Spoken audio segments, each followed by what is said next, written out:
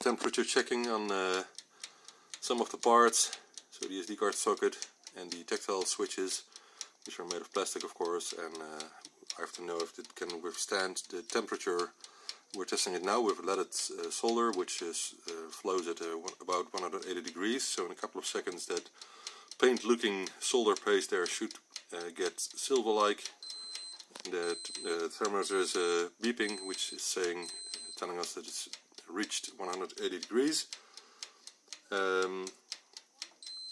It's still continuing to rise, and I'm not seeing all the solder paste flowing, so maybe the solder paste is too old, could be a reason.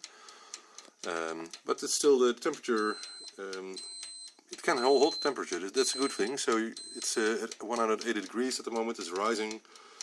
It's now at 200 degrees and still the parts are not melting, so that's a good thing. And as you can see, the solder paste just melted and now looks silver-like, so that's perfect. It just requires slightly higher temperature. Bing! And it's ready. It's quite hot of course. And of course I have to take care of the fumes. I'm not running any fume extractor at the moment, but the window is opened. You cannot see it. Now you can see it.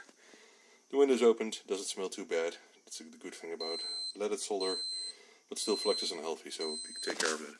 So the results, I have to take care my camera won't melt, but you can see all the solder paste now melted actually. So I think I have to to put it a bit higher. I think I have to put it at about 200 degrees instead of 180. Most probably because of the flux that is old, the solder paste that is old, and we'll check. Hey kid, we'll check if